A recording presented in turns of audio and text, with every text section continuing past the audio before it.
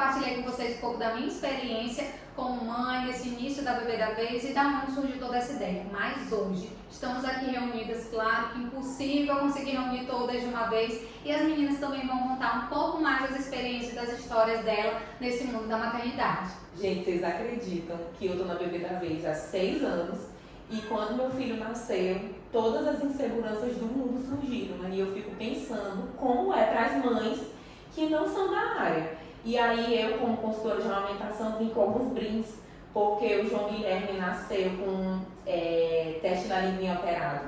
E aí fizemos frenectomia com 7 dias de vida e ainda na maternidade, né, com todo o entendimento, eu já consegui perceber que tinha alguma coisa errada pela dor que eu sentia, mas aí o que eu faço? Mando mensagem pra Aline com foto perguntando: o que tu acha? Eu tô vendo mesmo isso? Então a gente precisa daquela insegurança absurda que surge ali naquele momento, parece que a gente não sabe mais de nada. E aí passa-se o tempo, eu tive também outra intercorrência que foi a hiperlactação, que a Aline também veio me ajudando a manejar essa hiperlactação aí, eu acho que até 4, 5 meses aí do meu filho. Então são perrengues que a gente vai passando também como consultora, sentindo na pele, na maternidade, na nossa maternidade. E aí eu sempre me coloco no lugar das mães que não são da área, né? Como que é essa insegurança para elas, como que é angustiante. E aí nada melhor como a gente sentir na pele o que elas sentem também. Inclusive, eu tive hiperlactação também nas 2 amamentações, com Ian e com Ícaro. Ian mamou ali até os 3 anos, muito bem. Desmamamos o meu turno com 1 ano já de idade e ele continuou com essa amamentação tranquilamente até completar os 3 anos. Ele fez 3 anos no dia do aniversário dele. No outro dia, a gente não vai ter mais TT. Mas assim, a gente já veio conversando com ele, né, alguns dias antes, eu já fui falando pra ele que ia acontecer isso. Então foi um dos momentos que a gente fala hoje, que é o gentil, foi bem tranquilo. No outro dia ainda eu amamentei ele e simplesmente meu peito não encheu mais. Então eu não tive aquela coisa assim, meu Deus do céu, tenho que tomar remédio pra parar de lactar ali, né? Ou então sofrer ainda, tirar um pouquinho do leite porque tá me incomodando. Não passei por isso porque realmente foi tranquilo. E tu não teve perrengue na amamentação, né? Com ele não, e nem com o Ícaro. Nunca senti dor, nunca fissurou, nada disso. Foi bem tranquilo mesmo. Acho que também a informação prévia ajudou bastante, ter esse conhecimento também já como consultora, facilitou muito nesse sentido de saber como lidar ali com essas situações, ajuste de pé, conduzir. Mas eu fiquei meio neurótica no dia Ícaro, minto. Quando, né, eu falei assim, Aline do céu, Ícaro tá mamando 10 minutos só, e o que eu faço? Porque tem alguma coisa errada também, né?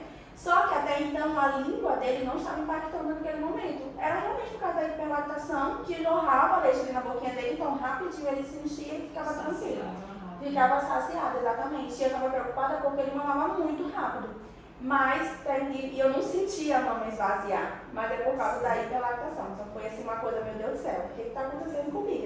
Nossa cabeça pira, mesmo também sabendo ali que mesmo já sendo muito segura de ar. Exatamente, e falando para as mães também que às vezes passam por isso, não acontece isso, mas a gente muda completamente, né? Nós não estamos ali como consultora, mas sim como mãe.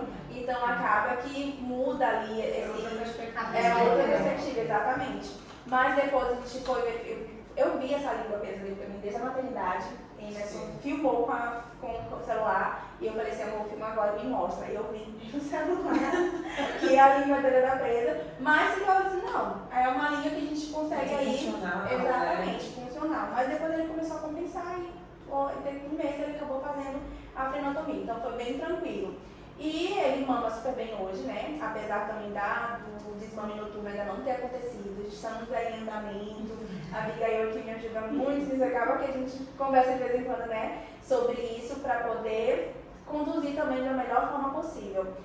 Mas ele dormia muito bem, até acho que 6 meses, que foi quando a gente chegou na primeira viagem juntas e que eu sem eles, né? No caso, viajei sem os bebês. Então ele ficou em São Luís. E nós temos a viagem do congresso e ele dormia muito bem, tranquilamente. Acordava acho que 2 vezes para mamar, mamava rapidinho, dormia também, então eu também tinha um sono tranquilo. Mas quando eu voltei dessa viagem, socorro Deus, até hoje. Nunca mais eu dormi, Depois eu nunca mais dormi bem e ele também não. Porque assim, ele acorda me procurando para mamar, mas não é uma mamada efetiva. Exatamente, acho que ele acha que eu vou desaparecer de novo. Mas agora está tentando conduzir esse desmame noturno, né, tranquilamente, se Deus quiser vai dar certo. E vai fluindo aí, vamos descobrir agora os próximos capítulos dessa história. Inclusive, é uma coisa assim que eu sempre falo para as mães quando eu atendo, é sobre essa insegurança que a gente sente quando a gente está passando pelo problema. Quando a gente está passando pelo problema, quando a gente está tentando resolver aquela situação, todo mundo vai sentir. Eu, no meu segundo filho, quando eu decidi retirar a associação de sono dele, ele já tinha 9 meses. Né? Ele era um bebê que dormia super bem com a associação de sono, ele mamava no peito e dormia a noite toda. Mas chegou um momento que isso começou a atrapalhar, ele começou a despertar muito, né, na madrugada, e ele queria passar a noite mamando a noite no peito. E eu decidi retirar a associação de sono dele, né? E quando eu estava no processo de retirar essa associação de sono, nos momentos que ele chorava, eu ficava, meu Deus, e aí, será que vai funcionar? Eu já passei por isso com meu primeiro filho, deu certo, dorme lindamente, está tudo certo. Mas quando ele chorava, me batia aquela insegurança. Será que eu estou errando alguma coisa? Será que eu estou fazendo certo? Será que eu estou conduzindo direitinho? Será que ele vai conseguir? Ou será que eu vou ter que voltar atrás? E essas inseguranças batem mesmo, assim. Não tem essa mãe que não sinta isso, né? Em relação a essa questão de insegurança, a gente tem insegurança na primeira viagem, mas aí na segunda viagem Tem também. tem também, porque fica com um comparativo. Um dormia bem, Tem o também. outro não dorme bem. E eu comparava também Exatamente. muito os dois, comparava muito, Não muito, tem e ela como me não falava. Exatamente. Não comparar. Inclusive, no meu caso, assim, foi o oposto, porque o meu primeiro filho era o que não dormia bem. Não dormia, de jeito nenhum. Aí eu tive que fazer muitos processos com ele até a gente chegar no momento que ele dormiu a noite toda. E com o meu segundo filho, não, ele já era aquela criança que dorme, sabe? Sabe aquela criança que simplesmente dorme, você não precisa fazer Nem muita que dorme. coisa. Ele já é assim, Ele então dorme. eu já tenho Então, até um pouco de estressado. preocupação, porque A eu minha sempre primeira passava a noite de dormia. sono. Ele sempre dormiu, ele dorme a noite inteira. Eu digo Primeiro porque eu eu fiquei em divido relação com a ela, sono, porque ela mas dorme segundo muito, eu eu tenho- dizer, Eu tenho um sono muito pesado, né? E aí a Aline sabe que a gente dava plantões e plantões à noite, e aí 10 horas da 10 noite horas ela tava morrendo. era o meu tempo limite pra conseguir ficar acordada 10 horas. E aí quando o João nasceu, eu disse assim, agora tu te ferrou, agora tu vai ver. Nunca soube o que é isso, meu menino dorme a noite toda. Aí eu fico pensando, será que se eu Ela tiver se outro segura. filho, não sei se eu quero arriscar. Cada caso é um caso. Aí lá em casa foi exatamente isso. O segundo filho, a primeira, Júlia, dormia direitinho, mamava, botava no berço, ficava no quarto dela, no bercinho Tudo dela, lindo. tudo lindo, rotina de sono, iniciava à noite, tudo ok. Aí minha noite acordava, mamava, voltava pro berço, só lá para as 3 e pouca, e depois só lá para as 7. Nunca foi um bebê madrugador, nada. Ok, tudo ótimo. Aí veio o segundo. Aí tu pensa assim, todo bebê vai ser assim, né? Porque- Não, não. Sim, Na diferente. faixa aí entre 2 e 3 meses a gente já estava fazendo cama compartilhada. Porque ele não aceitava dormir em lugar nenhum que era colocado, a não ser do nosso lado. E aí é aquela questão. O que é que eu estou fazendo diferente? Não foi assim com a primeira, como é que está sendo com a segunda? Aí a amamentação, aí em contrapartida, a amamentação da primeira, tive mastite, recorri à consultoria da amamentação, fiz laser terapia, tive que entrar com antibiótico, tive fissura, então foi toda uma persistência, por isso que até hoje, sempre para os pacientes que eu acompanho na fisioterapia, eu digo, olha, amamentar é persistir, chame uma consultora, tem um acompanhamento, porque não é fácil, nem sempre é fácil e nem sempre é difícil, então assim, é um aprendizado para os dois lados. Aí com ela teve esse perrengue inicial, com 11 dias de vida, e aí foi evoluindo, pronto, se encaixou, deu tudo certo. E passou. E aí foi de demanda até os 6 meses. Aí depois ela mamou e desmamou gentil por ela mesma até 1 ano e 5. Então ela um belo dia deixou de mamar. E tchau. Em um dia das mães. A gente chegou do almoço, domingo, dia das mães. Olha Ela, só. quero neném, mamou, tirou a soneca, depois Quando acordou acordou. e nunca mais pediu peito.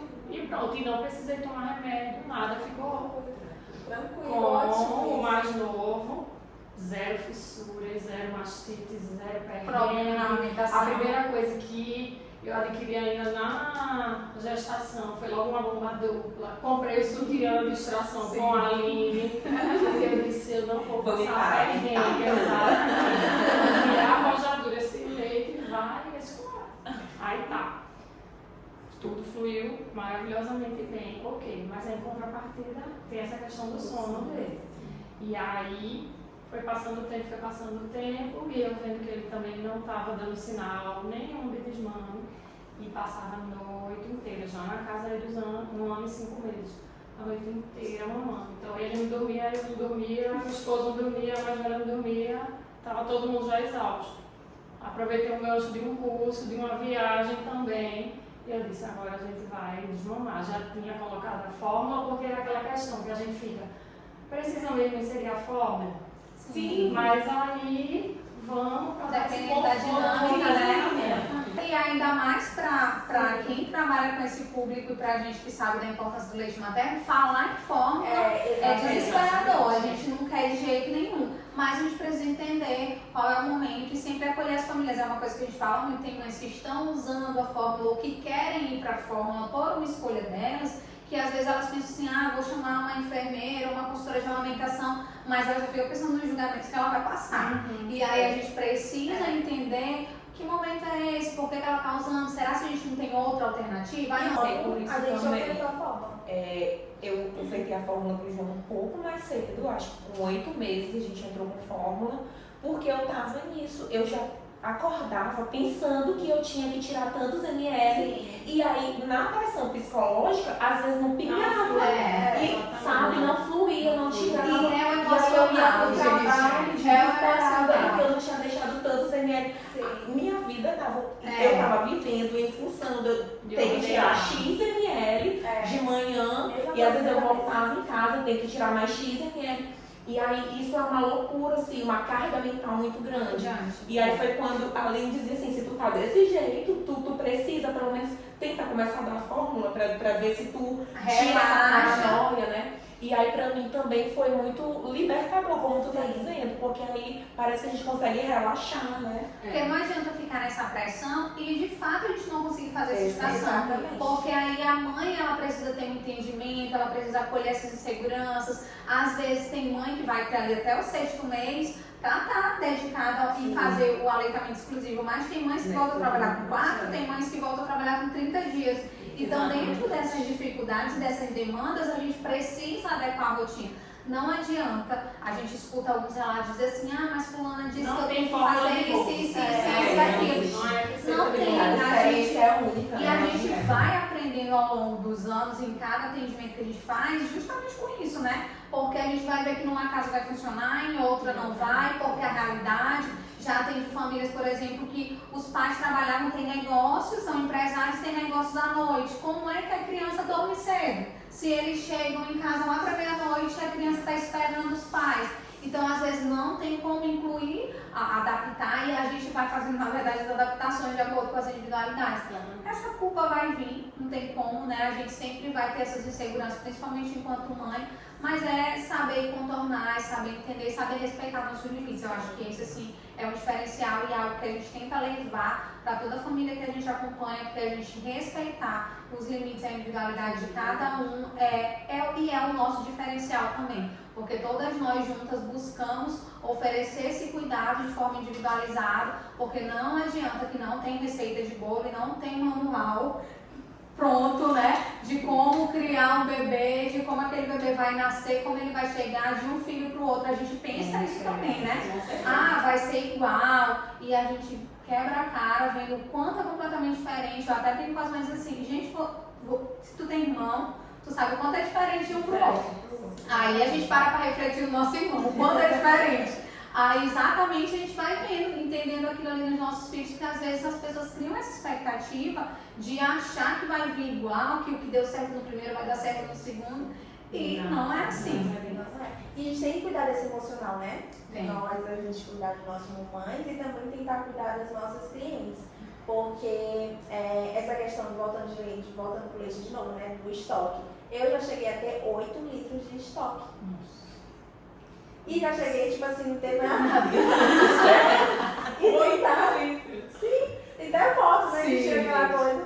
E tá de boa, tá cheio lá e fica tranquilo. Aí vai acabando, aí vai tirando também. Quando a gente tá tranquilo, vai tirando e vai mantendo. Mas quando acabou, cadê o leite? Meu Deus, tem que tirar. Socorro, aí vai tirar. Cadê o leite também, gente? Não tem. Aí a gente, socorro, Deus, a gente fica naquele desespero. Mas a gente tem que cuidar do nosso emocional. E voltando para esse sentido mesmo de se libertar dessas neuroses, de realmente não comparar as duas crianças, que eu fiz muito isso também, né? Comparar, meu Deus do céu. Ah, acho que é inevitável.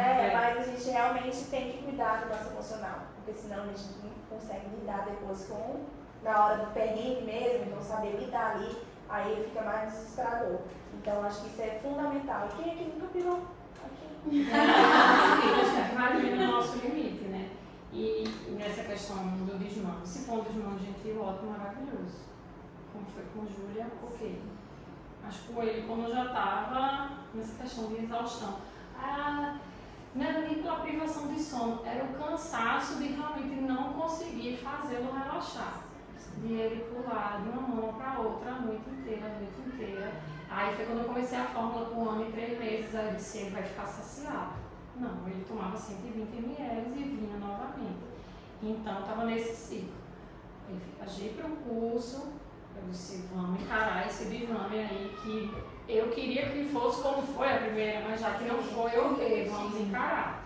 Aí tá, segurou as pontas, meu esposo ficou com os dois, a primeira noite foi terrível, foi choro, só meia hora de novo de sono, e choro, e procurando, e dormiu de cansado, e aceitando a mamadeira. E a culpa materna. Exatamente. E vem aí, porque eu descobri com a maternidade é uma coisa chamada culpa. Exatamente. Aí aquela história. Eu entendi com a maternidade. O segundo medo era como é que vai ficar a mamas. Aí isso eu já vinha pesquisando, já tinha conversado com o meu obstetra, já tinha conversado com a Aline sobre a questão da medicação, se toma, se não toma, se não vou tomar. Vamos ver o que vai dar. Eu nem tocava na mama para não ter estímulo. Passava o dia todo no curso, tá? Chegava em casa, tomava um banho gelado e nada. E aí a mama foi querendo começar a integrar. E aí terminei tendo que recorrer à medicação. Porque realmente eu fiquei, poxa, eu passei até agora 1 ano e 7 meses, não tive uma mastite. E justo no desmame eu vou desenvolver uma mastite. E aí lembrava que todo o perrengue do início com a primeira filha. Então é isso, a gente está sempre no conflito. De corre para um lado, aperta para o outro e vai para o outro. Mas sempre tem em mente de que no final dá tudo certo. Que aí é o que eu gosto de dizer aos pacientes, olha, tem a dificuldade, mas também tem o ônus, mas também tem o bônus. Então foca no bônus que vai dar certo, que a coisa flui. Tem o perrengue, mas passa. E a maternidade é isso, tem seus ônus, mas tem seus bônus. Eu acredito que os bônus são muito melhores, superam todos os ônus. Viu aí? Nós profissionais também passamos por dificuldades e por isso nós buscamos conhecimentos e também temos muita experiência e estamos aqui para te ajudar.